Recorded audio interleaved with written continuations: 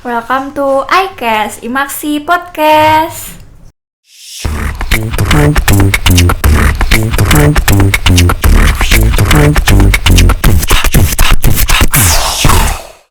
Halo Sobat iCast, welcome back to Imaksi Podcast. Gimana nih kabar Sokes di rumah? Semoga kalian baik-baik aja ya, dan jangan lupa untuk bahagia. Nah, episode kali ini temanya itu keren dan relate banget sama kehidupan mahasiswa. Apa tuh? Temanya itu menjaga balance dalam berorganisasi dan akademik. Oh iya, gak lupa kita juga ngundang bintang tamu yang gak kalah keren sama temanya buat sharing tentang perspektifnya dia gimana tentang tema ini gitu. Di sini ada Kang Emon. Halo teman-teman, lama tidak berjumpa. Kang Emon, boleh perkenalan diri dulu nggak? Siapa tahu ada dari maba 2022 yang belum tahu Kang Emon. Itu kayaknya hostnya juga belum tahu sih kalau. Oh iya. Nggak harus dari narasumbernya. Oke, dari aku dulu ya. Halo teman-teman, kenalin aku Mirabel Laura dari angkatan 2020. Di Imaksi ini aku diamanahi sebagai Ketua Departemen Litbang tahun 2022. Wih, oke lanjut ke aku mungkin ya. Kalau aku Raymond Petrus Wijaya, angkatan 2019 untuk tahun ini kebetulan masih melanjutkan kiprah di Imaksi ya, menjadi Ketua DPO Imaksi begitu. Oke, fun fact Kang Raymond ini dulunya juga Kadep Litbang, jadi apa ya? Kayak satu generasi gitu. Agak lucu juga kalau biasanya dulu tuh yang setup juga mungkin yang jadi tim di balik layar sekarang di depan layar menjadi pihak yang ditanya-tanya ini. Oke Kang, sekarang boleh langsung masuk aja kali ya ke materinya. Kita ngobrol santai aja nggak apa-apa kali ya Kang? Iya, santai banget. Kalau menurut Kang Emon sendiri, pengertian dari organisasi itu sendiri apa sih buat Kang Emon gitu? Oh iya, mungkin ini sebenarnya kalau berbicara secara ilmiah banyak ya. Misalnya menurut pengertian Moses Gunawan, organisasi adalah gitu. Tapi kalau menurut aku pribadi, organisasi ya tempat di mana kita berkumpul bersama gitu, misalnya sama Teh Mirabel atau sama Kang Asep di luar sana dalam satu tim untuk mencapai suatu tujuan bersama. Kalau dari segi akademik gimana nih? Pengertian akademiknya? Iya, apa ya kayak menurut Kang Emon sendiri? Ya, kalau berbicara akademik ya segala sesuatu yang menyangkut ya kalau mahasiswa ya di dunia perkuliahan gitu. Misalnya apa yang kita peroleh di kelas ataupun mungkin sekarang lagi di Zoom ya bersama dosen. Kalau sekarang juga ada istilah yang baru tuh asinkronus, jadi belajar di spot atau misalnya nontonin YouTube Pak Arim gitu yang suka ngasih kontennya di YouTube. Oke. Nah, menurut Kang Emon nih, ya mana sih yang lebih penting antara organisasi atau akademik? Ya kalau berbicara mana yang lebih penting sebenarnya gimana perspektif orang ya. Karena tidak bisa dipatok khusus lebih penting akademik ataupun lebih penting organisasi. Kalau aku pribadi ya tergantung aku sedang berada di tingkat mana gitu. Kalau dulu mungkin aku memprioritaskan organisasi. Kalau sekarang ya mungkin ya lebih ke akademik aja lah, karena nggak mungkin juga tiap tahun fokusnya organisasi, kayak kapan lulusnya gitu. Oke. Berarti sekarang kan Kang Emon udah di tingkat 3 kali ya? Iya betul. 2019 tuh. Itu gimana tuh? Kan akademik, iya sekarang lagi sibuk-sibuknya di akademik. Terus organisasi juga lanjut lagi ke DPO. Iya, betul. Itu gimana tuh? Apanya? Iya jadi kan ada apa ya? Lebih penting gimana gitu ngatur ya? Kan yang lebih penting dari Kang Emon sekarang tuh gimana, kan dua-duanya nih dijalanin gitu. Iya, mungkin ini cerita dari awal ya. Pertama tercemplung di Maksi secara mungkin dibilang sengaja juga nggak sengaja, dibilang nggak sengaja juga sengaja. Jadi dulu tuh masih kebetulan sebelum pandemi kan, aku masuk 2019 tuh masih sempat merasakan kuliah offline. Nah di sana tuh ngelihatnya awalnya kan motivasinya tuh masuk organisasi tuh biar kelihatan kerennya gitu di kampus. Jadi lihat akang teteh gitu kan yang ikut organisasi, kebetulan dulu mungkin terlibat langsungnya di kan ya masih baru datang ya langsung dilibatkan ke pengkaderan kan. Ya mungkin yang akrab di telinga mahasiswa akuntansi UPI tuh Barakatak lah. Nah di sana tuh kan pasti isinya panitia acara itu semua ya. Aku lihat di sana mereka kayak punya nilai lebih aja gitu dibandingkan akang teteh yang cuman kayak kuliah pulang. Jadi ngerasanya wah kayaknya bakal dapat banyak temen ya, misalnya teman sekelas ya bisa lebih dekat di organisasi gitu dibanding kita habis kelas gak ada kepentingan untuk ngobrol bareng atau bahas sebuah topik bareng. Jadi waktu itu ya nyemplung lah istilahnya ketika ada dibuka open recruitment menjadi pengurus di IMAX ini, langsung ikut diwawancara bla bla bla sampai akhirnya diterima jadi pengurus badan. Dulu tuh belum BPO ya istilahnya, IMAXI masih BEM. Jadi ya jadi badan eksekutif mahasiswanya IMAXI waktu itu. Ya mungkin adalah seminar-seminar ataupun kuliah-kuliah umum yang suka bahas. Dia narasumbernya ditanya, menurut kalian lebih penting mana sih, akademik atau organisasi? Nah di sana ada ya namanya ya adalah suatu cutting juga, dia bercerita juga ditanya pengalaman di Maxi, terus ditanyain nih kalau menurut Akang gimana sih pentingnya, lebih penting akademik atau organisasi? Dia jawab ya tergantung kalian. Maksudnya seseorang tuh kalau mau berhasil di suatu bidang tuh nggak bisa terpatok ke keduanya. Misalnya dalam hal ini mahasiswa pengen ikutan dua-duanya, jadi di akademik jalan, di organisasi jalan, jadi sekedar dua-duanya bisa ngerasain tapi tidak bisa berdedikasi atau berfokus itu. Misalnya di perkuliahan kita asal ikut kelas, tugas lancar kumpulkan, terus di organisasi juga misalnya terlibat dalam suatu kepanitiaan, dalam suatu divisi, asal tugas yang kita dikasih oleh kita jalan tanpa bisa ngasih nilai lebih. Misalnya kalau dari akademik karena sambil ikut organisasi ini jadi nggak bisa ikut lomba atau misalnya pelatihan-pelatihan yang bisa mengembangkan kompetensi kita kan. Misalnya kita masih akuntansi ya kan, di luar sana ada pelatihan-pelatihan kayak brevet dan lain sebagainya. Nah itu kan pasti kita nggak bisa ikutan itu karena udah tersisa waktunya di organisasi. Begitu juga di organisasi, karena kita sudah banyak tersita waktu dengan perkuliahan, tugas dan segala macam. Jadi ya udahlah, di organisasi sekedar cuma jadi panitia biasa aja, nggak mau jadi koordinator ataupun ketua pelaksana, dan ya lebih luhur lagi misalnya ketua biro, ketua departemen, karena mikir aduh kayaknya kalau aku dikasih amanah yang lebih bakal banyak tersisa waktu di organisasi, jadi akademiknya keteteran. Sehingga menurut aku yang paling ideal ya kalian milih gitu, misalnya di tahun tersebut kalian mau fokus yang mana dulu. Jadi sebenarnya dua-duanya penting teman, cuman kalian perlu manajemen waktu yang bagus. Misalnya lihat tahun ini kalian milih diri kalian mau fokus mana. Misalnya karena masih tingkat awal, cobain dulu fokus berorganisasi, karena memang tahun-tahun idealnya kan angkatan-angkatan awal tuh kalau berorganisasi.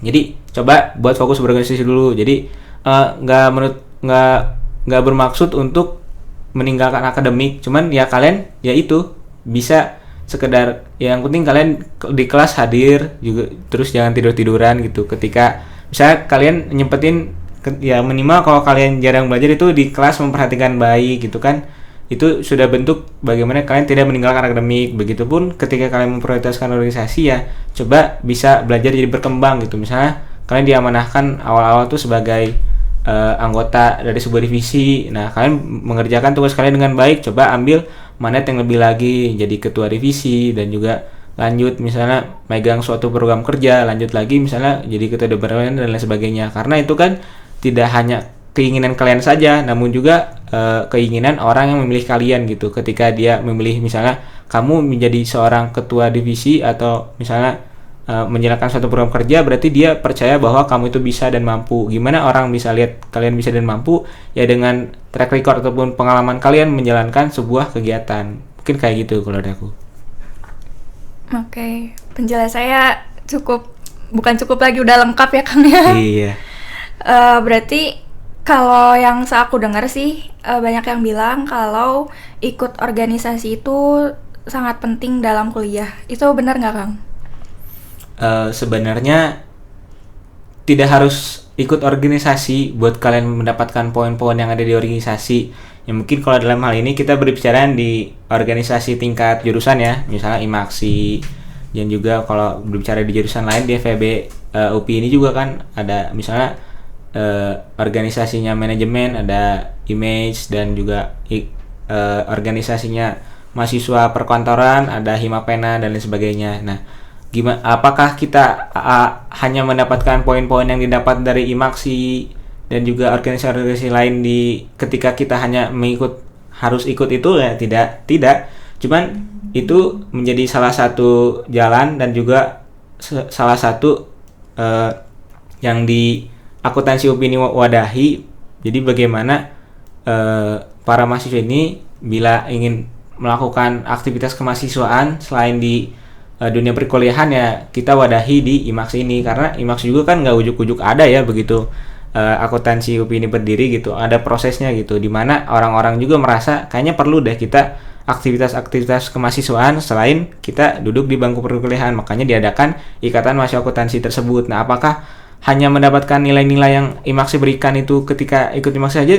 Ya belum tentu, karena tidak harus ikut IMAKSI. Misalnya kita aktif di unit kegiatan kemahasiswaan yang ada di UPI, kita juga mendapatkan poin-poin nilai-nilai soft skill yang mungkin ditawarkan orang-orang organisasi ya, yang mereka bilang kita bakal belajar bagaimana bekerja dalam tim dan juga bekerja untuk mensukseskan sebuah acara, memberikan nilai-nilai yang bermanfaat bagi masyarakat dan lain sebagainya.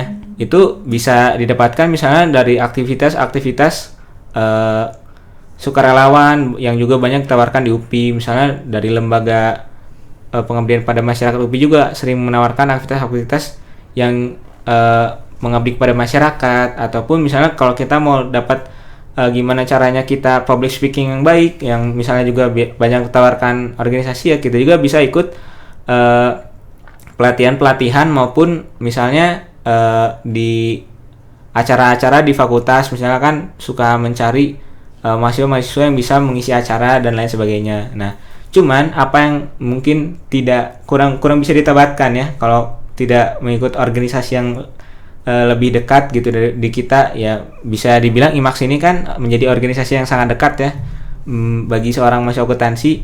Di sini yang mungkin yang menjadi nilai prioritasnya adalah bagaimana kita bisa memiliki rasa kekeluargaan gitu di IMAKSI ini sendiri, karena kalau kita misalnya ikut yang lebih organisasi-organisasi yang lebih serius lagi kan, misalnya kayak unit kegiatan mahasiswa ataupun organisasi tingkat fakultas dan juga tingkat universitas, di situ kita tidak berbicara bagaimana kita mempunyai relasi yang baik gitu antar satu sama lain, tapi di sana lebih berbicara bagaimana suatu program kerja ataupun apa yang dipercayakan kepada kita itu bisa berhasil gitu.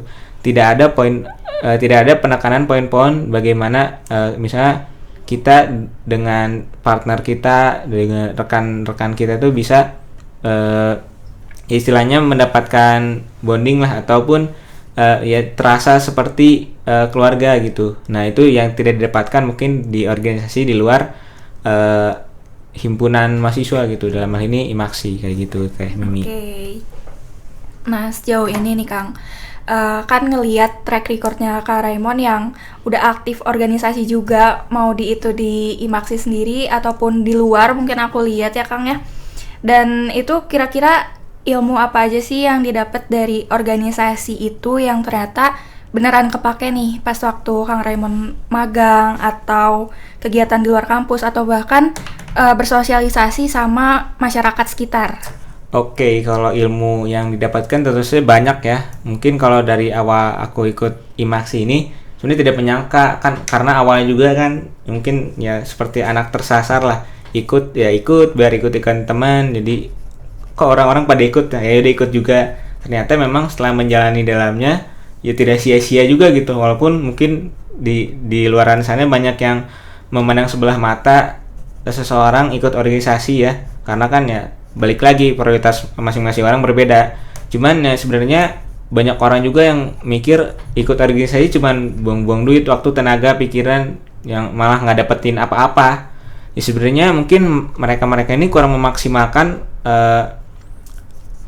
potensi-potensi yang bisa kita dapatkan di organisasi dengan ya mungkin yaitu hanya berpatok menjadi orang-orang biasa saja, dalam hal ini menjadi panitia pelaksana ataupun ya yang mengerjakan hal-hal yang diarahkan oleh pemimpin kita gitu.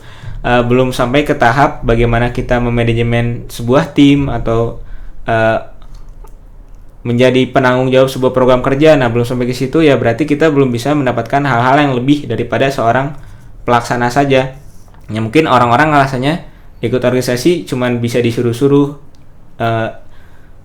ngerjain ini itu tanpa bisa lebih dari itu. Ya berarti kita belum mengambil mandat yang lebih dari itu, dari sebuah orang yang melaksanakan hal ini menjadi orang yang merencanakan hal ini itu. Jadi bagaimana memaksimalkan apa yang bisa kita dapat di organisasi, ya melakukan lebih daripada apa yang kita lakukan sebelumnya. Nah, perilaku dapat apa saja di IMAKSI ini selama ini ya yang pasti yang sangat, karena mengingat sekarang juga kan lagi magang nih mahasiswa angkatan 2019, yang kepake ya ketika kau melihat dunia realistisnya di perusahaan atau organisasi profesional, ya balik lagi kita juga di sana sama-sama bekerja dalam sebuah tim gitu.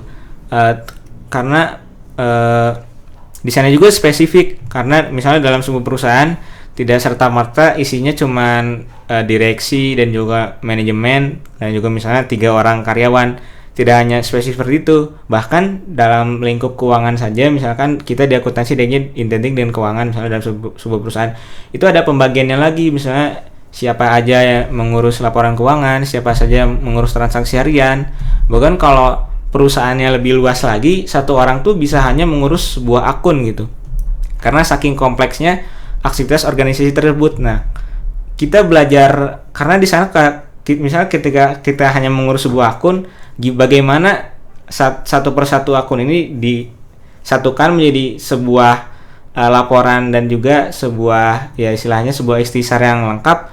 Ya di sana kan harus ada koordinasi dan juga konsolidasi yang bagus kan, bagaimana setiap laporan tuh disatukan menjadi sebuah dokumen yang utuh. Nah, itu ya nilai-nilai organisasi ada di sana. Gimana kita menghadapi orang-orang yang mungkin menjengkelkan, karena kan dalam tim ya pasti adalah hal-hal itu bertemu. Gimana misalnya kita ngechat misalnya di kelompok kerja kita nggak ada yang ngewaro, kan itu juga pasti terasa sebenarnya di dunia kerja tuh.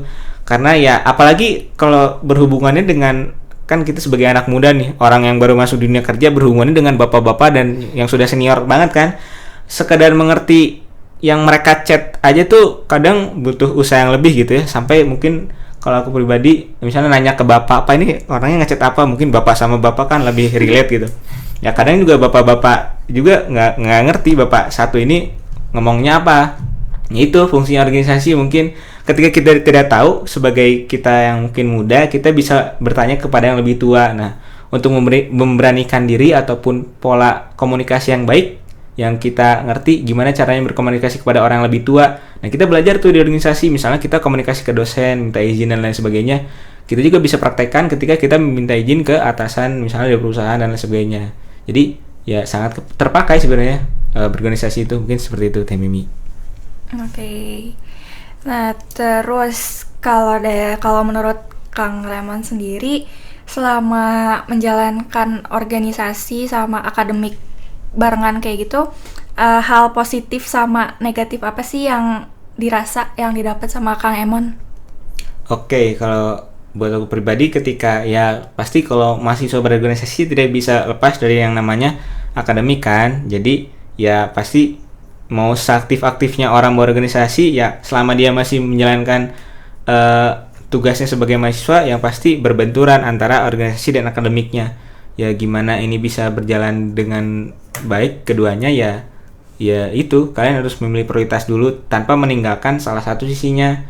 Ya tetap jalanin akademiknya dengan baik, ya sekedar kalian bertanggung jawab gitu kan atas ya orang tua kan juga sudah mempercayakan kita buat berkuliah, ya jangan disia-siakan gitu ya. Ya walaupun mungkin fokus kita saat ini sedang di dunia lain, tapi ya kita juga belajar jadi orang bertanggung jawab gitu. dengan kita ya minimal belajar ya, atau seminimal mungkin kita saat kelas tuh serius lah, ya minimal mendengarkan perkataan dosen gitu ya, walaupun lagi tidak on cam atau lagi ngantuk ya, di sana kita juga belajar untuk menjadi orang yang lebih disiplin lagi kayak gitu. Mungkin Mimi terjawab. Terjawab. Oke. Terus nih Kang, kan di dalam satu organisasi itu pasti ada proker dong, apalagi di IMAKSI prokernya tuh lumayan banyak gitu ya. Di satu periode tuh banyak lah. Iya. Nggak banyak kok. Iya, cuman 10. 10 tuh satu departemen kali ya. Iya. Ya, jadi gimana kalau menurut Kang Emon, gimana biar kita tuh nggak kena toxic productivity dalam menjalankan proker itu? Nah, oke, ini juga hal yang menarik ya. Bagaimana kita biar nggak toxic productivity? Nah, biasanya orang-orang udah mengerti esensinya organisasi, pasti dia mau maksimal nih di segala program kerja, ikutan, daftar ini itu. Sembari mungkin ada orang yang mengeluh, ini orang kok kebanyakan ngambil ini itu malah nggak jadi bertanggung jawab di program kerja yang diambil yang bersama dengan saya begitu. Mungkin seringnya seperti itu. Nah, bagaimana itu bisa dihindari ya? Coba belajar melihat kapasitas diri gitu. Apakah kamu merasa, ya mungkin dia merasa ya, makanya misalnya ngambil 5 program kerja dalam suatu waktu, dia merasa kayak masih mampu menangani 5 tugas di program yang berbeda. Cuman nyatanya orang lain melihat dia ini tidak maksimal di kelima-limanya. Nah, dari hal itu coba dievaluasi gitu, jangan sampai hal itu terulang lagi. Misalnya ketika kamu melihat kamu pada suatu waktu lalu tidak maksimal di kelima program ini, ya coba dikurangi gitu. Misalnya ya maksimalnya 3, cuman kamu maksimalkan tuh di situ. Misalnya melihat kalau ada waktu senggang, ya coba misalnya ada yang tugas yang belum dikerjakan nggak dari ketiga program ini. Misalnya ada satu program yang belum di follow up, misalnya kamu tugasnya lagi jadi humas, apakah kamu udah jalanin semua tugas yang dikasih nggak, atau mungkin ya sekedar komunikasi lebih lah. Kan misalnya dalam suatu program ya anak organisasi ya biasanya hambatannya kurang komunikasi ini itu. Nah, coba itunya dimaksimalkan lagi. Jadi jangan akhirnya evaluasinya kurang aktif ataupun kurang komunikasi, miskomunikasi gara-gara terlalu banyak komunikasi sama orang atau terlalu banyak tugas yang harus kerjakan. Jadi coba aja ya, gak harus kalian tiap detik itu punya tugas yang harus dikerjakan, cuman coba maksimalkan sedikit tapi berkualitas gitu. Mungkin dari aku seperti itu. Oke, berarti yang paling pertama kita harus tahu kapasitas diri kita itu sampai mana dan seberapa gitu ya Kang. Terus ini nih, kan kadang kalau misalkan anaknya mau ikut organisasi, mau masuk ke dalam satu organisasi, itu kadang kita kan belum lepas dari orang tua ya Kang ya. Betul. Nah, kadang tuh ada yang orang tuanya nggak setuju gitu sama anaknya masuk organisasi karena ya itu takut akademiknya jadi kurang atau nggak kepegang gitu akademiknya. Itu menurut Kang Emon gimana cara menyikapinya atau bahkan menanggapi orang tua, atau ada satu statement yang orang tua kasih misalkan ke Kang Emon sendiri gitu? Iya. Itu gimana? Iya, mungkin sebenarnya anak organisasi juga tidak lepas dari hal orang tua ya. Banyak juga ya, mungkin kalau anak kos bisa sangat lepas lah, dia mau pulang jam 12 malam habis nongkrong juga, walaupun nggak berorganisasi kan juga bebas. Cuman misalnya kalau orang nih cuman sekedar hadir rapat cuman udah disuruh pulang, sama kalau kata orang Jaksa tuh strict parents nih orang tuanya, jadi nggak banyak nanya ini itu, ngelarang ini itu. Ya sebenarnya sebagai anak ya kita juga belajar menghormati orang tua ya, kita ya belajar denger aja gitu, jangan membantah ya. Kalau pulang misalnya, kalau misalnya ada rapatnya belum beres ya coba dikasih tahu dulu, ini rapatnya belum beres, maaf Pak. Cuman kalau memang harus pulang ya coba kita pulang. Cuman ya kita juga bisa sambil, misalnya kita bisa nggak ngerjain tugasnya di rumah, atau misalnya lanjut rapat kan. Kalau sekarang masih zamannya online masih maksimal tuh di rumah. Cuman kalau misalnya dari awalnya udah dilarang orang tua ya sebenarnya ya apa boleh buat gitu. Coba kita maksimalkan di hal-hal yang lain. Ya sebenarnya banyak juga orang tua yang masih mikirnya ikut organisasi cuma ngabisin waktunya anak doang. Ya mungkin ya terlepas dari pengalaman orang tua yang dulu mungkin ada pengalaman buruk tersendiri dalam dunia perkuliahan ataupun belum mendapat pentingnya anak ini ikut organisasi dan lain sebagainya. Ya coba kalian samakan pemahaman dulu gitu. Kenapa misalnya papa mama ini ngelarang kita buat ikut organisasi, ataupun emang dari kitanya ngelunjak gitu kayak tiap hari keluar pulang jam 8 malam. Ya itu mungkin kalau kita berkaca juga, kalau kita sebagai orang tua ya pasti marah lah ngeliat anak kerjaannya keliuran mulu kan. Ya mungkin orang tua juga butuh jam-jam berkualitas buat kalian ngobrol gitu, yang kadang kaliannya papa mamanya baru pulang, kalian masih keliuran di luar. Mungkin itu juga yang sangat disayangkan oleh orang tua. Jadi boleh kalian berorganisasi, tapi ya jangan lupa juga luangkan waktu buat keluarga gitu. Misalnya ya boleh Senin sampai Jumat sibuk kuliah dan juga organisasi, ya cuman ya sebisa Minggu itu bisa jadi hari tenang lah. Misalnya istilahnya kalian di rumah, ataupun nih pah gua di rumah nih, lu mau ngapain, mau jalan-jalan atau mau ngobrol juga nggak apa-apa lah, gua luangin waktu buat hari ini kayak gitu. Oke, berarti hal pertama tuh harus ada kesamaan ini dulu ya, kesamaan sudut pandangnya dulu gitu. Iya betul. Antara si anak sama si orang tuanya. Terus kita juga harus pinter-pinter bagi waktu, mana buat organisasi, mana buat keluarga. Gitu ya Kang ya? Iya betul. Oke, berarti kalau misalkan aku bisa narik kesimpulan dari yang tadi udah kita obrolin itu, sebenarnya organisasi sama akademik itu dua-duanya jalan berdampingan ya Kang ya, sama mahasiswa gitu. Iya. Nah, dua-duanya sama-sama penting, apalagi buat di dunia luar. Kan tugas mahasiswa itu ya, tugas utamanya ya belajar, ngejar akademik gitu. Dan di organisasi sebenarnya nggak akan ngasih kita apapun kecuali kita yang nyari gitu, kita yang nyari di dalamnya. Nah iya betul. Kalau kita nggak ngusahain, kita mau nyari apa nih di dalam organisasi. Kalau kita emang cuma mau ikut-ikutan temen doang, atau mau cuma buat eksis doang, itu kita cuma bakalan dapat capeknya doang, nggak akan dapat apa-apa dalam organisasi. Benar nggak Kang? Iya, kadang juga banyak orang temuin ya gitu, cuman jadi orang pelaksana doang, cuman dia belum ngambil tingkat lebih untuk manajemen timnya dan lain sebagainya. Oke, buat terakhir nih Kang, gimana sih tips dan trik dari Kang Raymond sendiri buat ngejaga balance gitu antara si akademik sama organisasinya? Oke, mungkin tips terakhir ini dari aku untuk menjaga keseimbangan antara akademik dan organisasi. Ya sebenarnya balik lagi lihat kapasitas kalian tuh sanggup gak melihat pengalaman kalian, atau misalnya kalian baru pertama terjun ke dunia organisasi, ya jangan langsung ambil 2, 3 dan lain sebagainya. Cukup ikut satu dulu. Ini kalau ngelihat satu program ini kalian ngerasa kayaknya aku tertarik nih di dunia organisasi, ya coba ngambil lagi 2 program kerja sampai 3 lah maksimal. Jangan kalian terus-terusan nambah. Cukup kalian maksimal di 3 program tersebut. Ya pasti kalian kalau pertama ikut organisasi kan dilibatkan dalam kepanitiaan dulu, tidak langsung kalian ujuk-ujuk langsung jadi pengurus.